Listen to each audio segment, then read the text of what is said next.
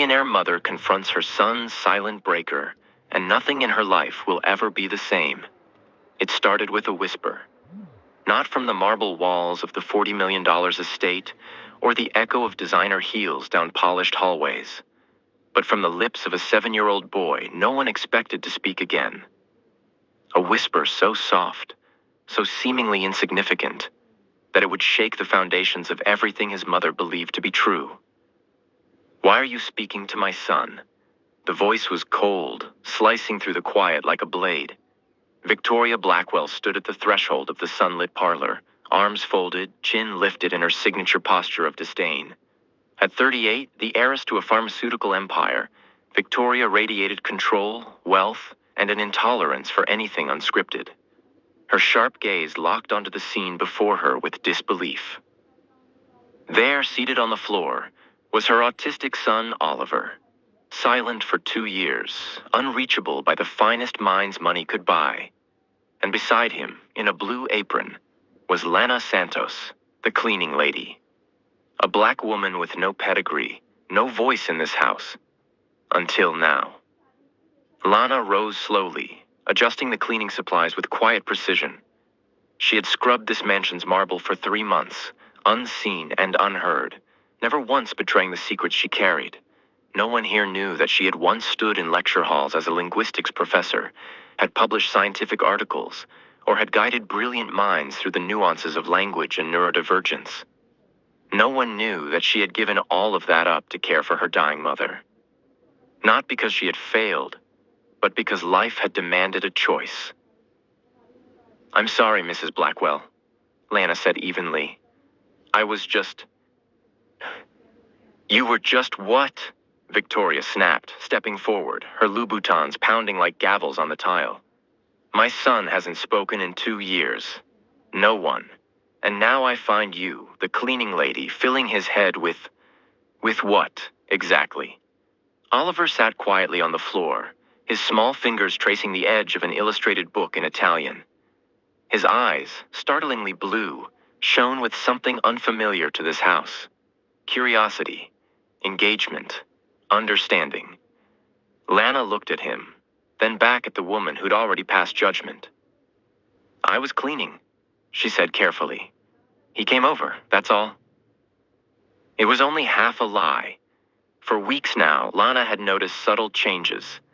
The boy who never looked anyone in the eye had started to glance her way when she softly whispered foreign words while dusting.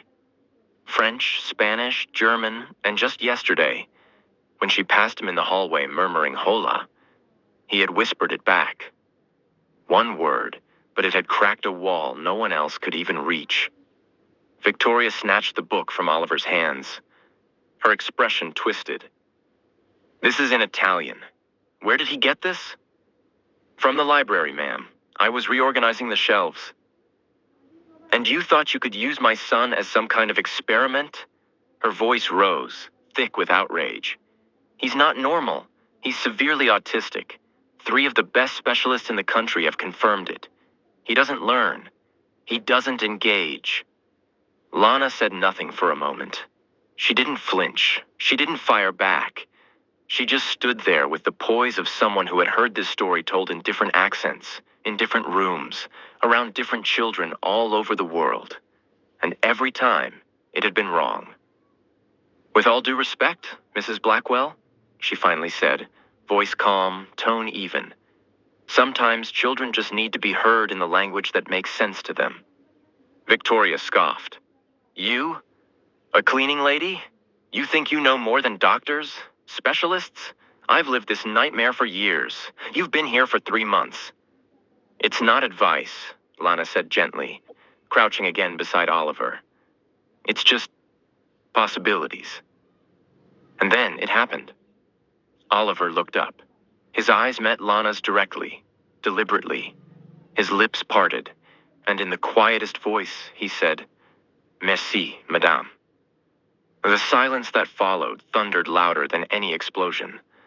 Victoria froze, color draining from her face. Her lips parted, but no words came. Oliver had spoken. In French, clearly, deliberately. She blinked, as if her reality had just betrayed her. He spoke French, she finally whispered. Lanna nodded, eyes bright with something deeper than pride. Vindication. Children like Oliver aren't broken, Mrs. Blackwell. They just speak a different language than we do. For the first time in years, Victoria looked at her son and saw not the diagnosis, but the child. A boy flipping through an Italian picture book, enraptured, alive, connected. She looked back at Lanna, shaken. How did you know? Lanna smiled. Not the smile of someone triumphant, but of someone who had long ago learned when to speak, and when to let the truth speak for itself. Let's just say I've been on the other side of this conversation before. In that gleaming mansion, where money bought privacy, prestige, and appearances, a woman once invisible had just changed everything. She had cracked a door no one else even knew existed. And if you've ever been underestimated by someone who should have known better, by someone who mistook humility for ignorance, then you know, the greatest revenge is simply to show them what you're capable of. The next morning, Victoria made her decision. She summoned Lanna to her private office, where framed charity galas and awards lined the walls like armor. No offer to sit, no warmth, just clipped formality and veiled hostility. I need to make something clear. Victoria began coldly. What happened yesterday?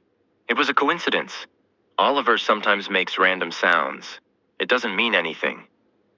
Lanna stood with her hands gently clasped, betraying nothing. I understand, ma'am. In fact, I want you to keep your distance. Zero interaction. Focus only on the basement and service areas. Sandra will manage the spaces where Oliver is. If she only knew, Lanna thought. If she had even the slightest idea that the woman she was banishing to the basement had once held a PhD in applied linguistics from Columbia University, had specialized in cognitive development and multilingualism in neurodivergent children, had published 17 papers in peer-reviewed journals.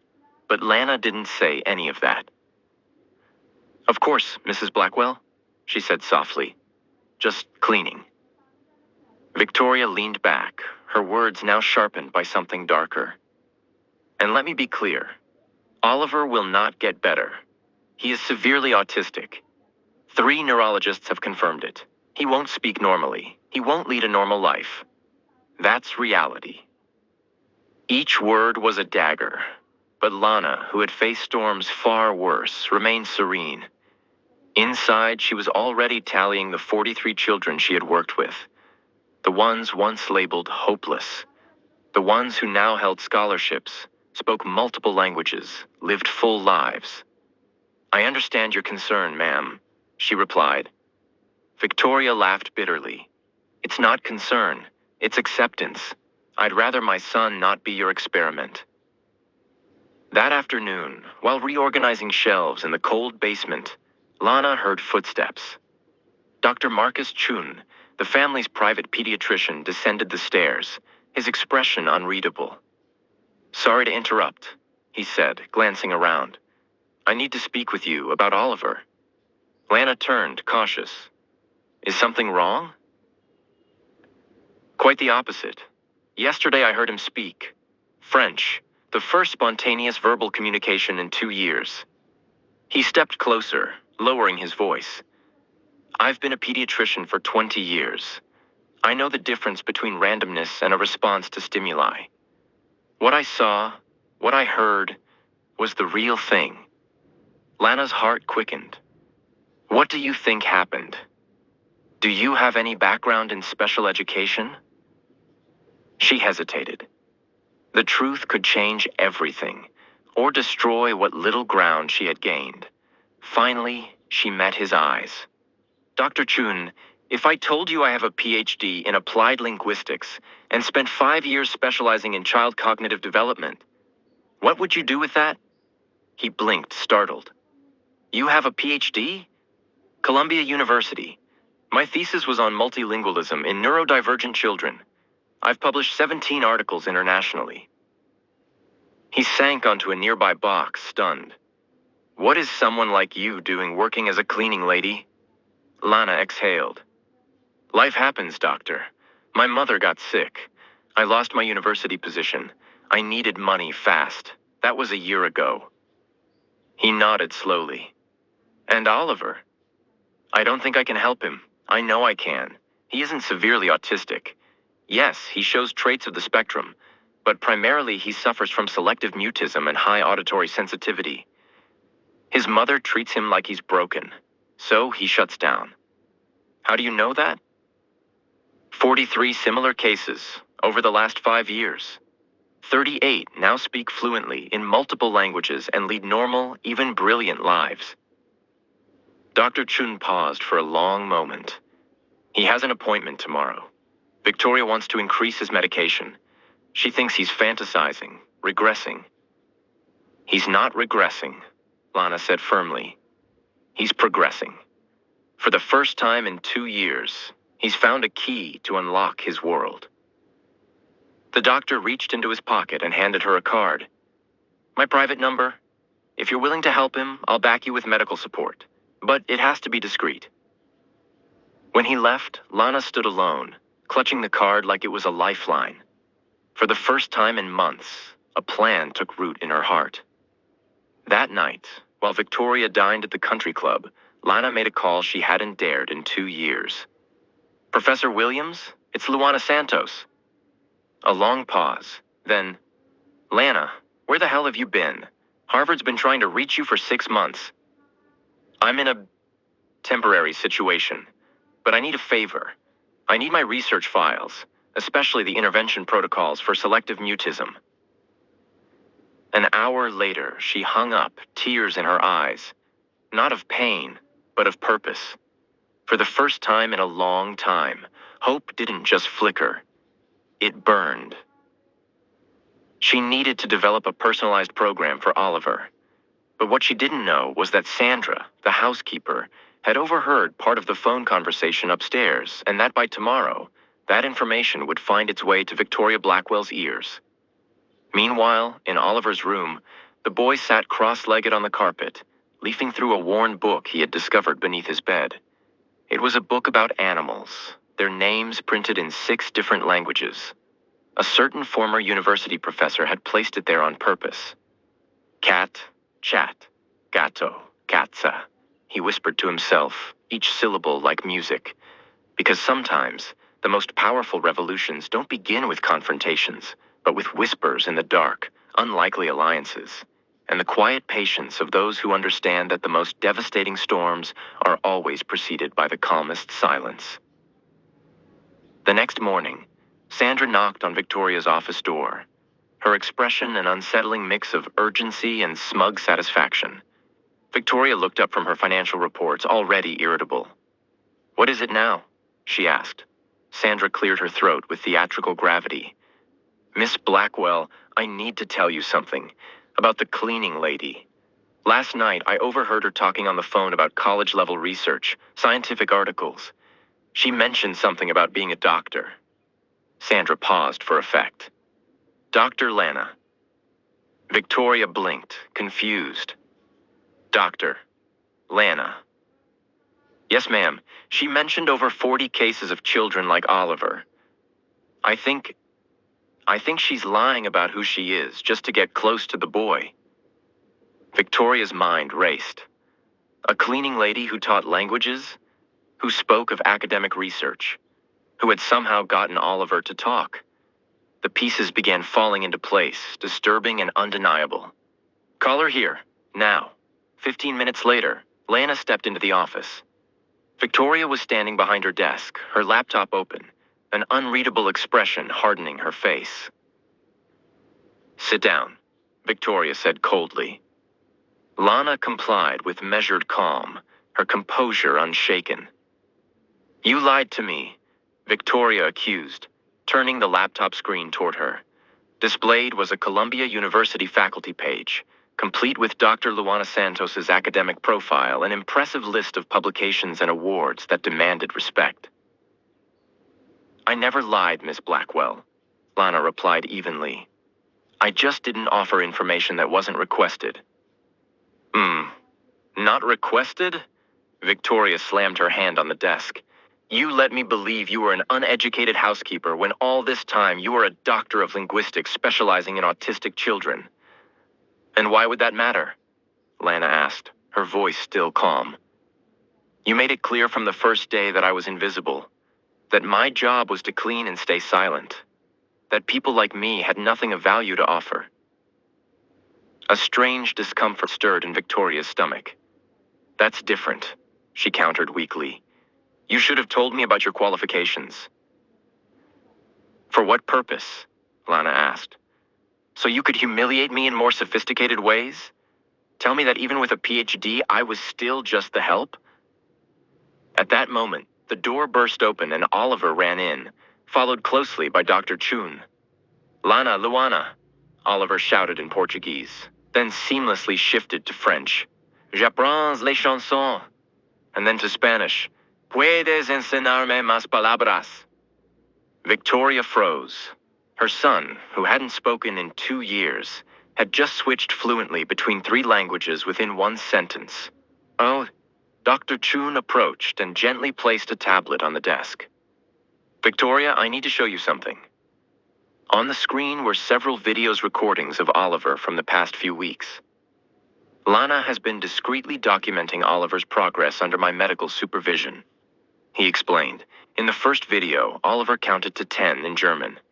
In the next, he recited the alphabet in Mandarin. In the third, he sang a children's song in Arabic. And 7 languages, Dr. Chun continued. In 3 weeks, Oliver doesn't just speak, he comprehends complex grammar. His cognitive abilities are extraordinary. Victoria stared at the screen, then at her son, then at Lanna. How is this possible? Because he was never severely autistic, Lanna answered, kneeling beside Oliver. His condition was selective mutism, brought on by trauma and emotional isolation. Once he felt safe and was given a way to communicate that made sense to him, he blossomed. Oliver turned to his mother. For the first time in 2 years, he looked her in the eyes. Mama, he said in English. Lanna dice che soy intelligente. Then, in Italian, lei mi ha insegnato che parlare è bello. Tears welled in Victoria's eyes. Her son, the boy she had shielded as though he were broken, was now speaking with a depth and clarity rare in any child. You could always talk? She whispered. Yes, Mama, he said. But you looked sad when I tried. So I stopped. Then, in French, Mais Lanna, mi comprend. The silence was heavy. Victoria turned to Lanna, who watched her not with triumph, but with profound sadness. I didn't know, Victoria said, barely audible. I really didn't know. I know you didn't, Lanna replied softly. But now you do. The question is, what will you do with that knowledge? Dr. Chun placed a gentle hand on Victoria's shoulder. Oliver needs to continue with Lanna. His progress is unprecedented. Interrupting it now would be harmful. Victoria looked again at her son, now playing with colored blocks, counting in Japanese. Then at Lanna, the woman who had transformed her household from the inside out.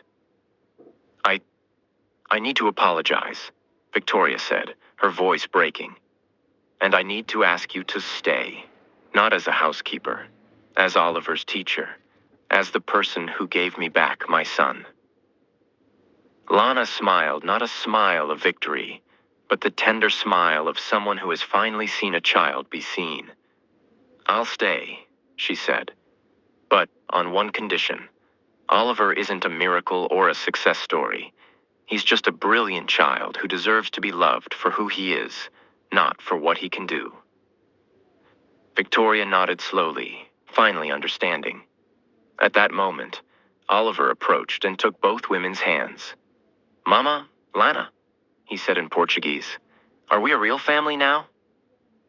And there, in that quiet moment, 3 lives were forever changed, proving that sometimes the greatest revolutions don't happen in courtrooms or on front pages, but in the stillness of a child finally finding his voice, and the heart of a mother learning how to listen.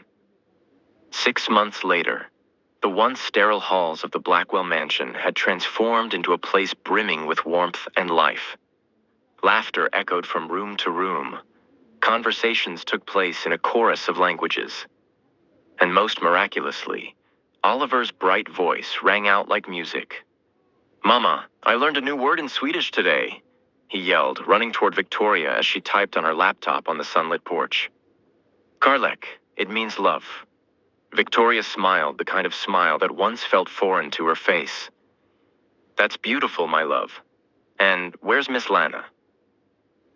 "She's recording another video for the channel," Oliver beamed, switching to Spanish. "Hoy tenemos muchos estudiantes nuevos." The YouTube channel Learning with Oliver had become a global sensation. In just 4 months, it had garnered over 2 million subscribers. Lanna's lessons on multilingual development and emotional connection, using Oliver as her shining example, had struck a worldwide chord. Donations poured in, and educational partnerships blossomed. Victoria had even launched a non-profit foundation dedicated to neurodivergent children, which had already raised over $500,000. ND. But the channel's viral success was only the beginning. Harvard, Stanford, and Columbia engaged in a bidding war to offer Lanna a tenured position. 3 major publishers fought over her book, The Language of the Heart: How Multilingualism Transforms Special Children, which became a bestseller even before its official release. Dr. Santos, Victoria said that afternoon, using the title with pride. "We've received 5 more requests from public schools to implement your method." Lanna, now dressed in chic professional attire, a wardrobe Victoria had personally insisted on upgrading, smiled as she organized her materials. 15 schools in 6 months. I never imagined we'd reach so far." "And Sandra?" Victoria asked, raising an eyebrow. "She's still looking for work," Lanna replied without malice. "Apparently high society families avoid hiring someone known for gossiping about their employers online. Karma works on its own schedule." Just then, Dr. Chun stepped onto the porch, carrying a thick briefcase. "Ladies," he said, beaming, "I have incredible news. Your paper has been accepted by Nature Neuroscience, and the American Pediatric Association wants you to present your method at the national conference." Victoria exhaled, watching her son laugh in the garden, now holding a conversation in German with the gardener. 6 months ago, she had believed her son might never have a normal life. Today, he was more articulate and joyful than most children his age. "You know what amazes me the most?" Victoria said, turning to Lanna. "It's not just the languages, not the success. It's that he's happy, that sparkle in his eyes. I thought it was gone forever." Lanna nodded. "Children like Oliver don't need to be fixed, Victoria. They just need to be understood." That evening at dinner, Oliver cleared his throat. "Mama, Miss Lanna, I wrote a thank you letter. Can I read it?" The 2 women exchanged a surprised glance. Oliver opened his notebook, and in his clear, confident voice began to read. "Dear Mom and dear Miss Lanna, before, I felt like I was trapped inside a glass box. I could see everything, but no one could hear me. Miss Lanna didn't break the box. She taught me that the box never existed. And Mom, thank you for letting her teach me that I've always been perfect, just the way I am." Victoria cried. So did Lanna. 3 months later, Lanna stood on the main stage at the International Special Education Conference, in front of 5,000 educators from around the globe. Beside her stood Oliver, now 8, a microphone in hand. "My name is Oliver Blackwell," he said proudly, his voice echoing. "A year ago, doctors said I would never speak normally. Today, I speak 9 languages because one woman believed I had a voice from the start. She just had to teach me how to use it." The room erupted into a standing ovation. Victoria, sitting in the front row, looked around at hundreds of teary-eyed parents, teachers, and therapists. Here stood living proof that labeling a child as limited is often the greatest limitation of all. When Lanna took the microphone, her voice was steady and full of grace. A year ago, I was invisible to society. Today, I am here not because I've changed, but because someone finally chose to see me. The same happened with Oliver. He always had the ability. I simply created the safe space for it to grow. After the presentation, a journalist asked, "Dr. Santos, when did you first know Oliver was special?" Lanna placed a gentle hand on Oliver's shoulder and smiled. "The first day he looked me in the eye. All children are special. Some just need a different language to reveal their magic." 2 years later, the Oliver and Lanna Foundation has transformed the lives of over 10,000 children nationwide.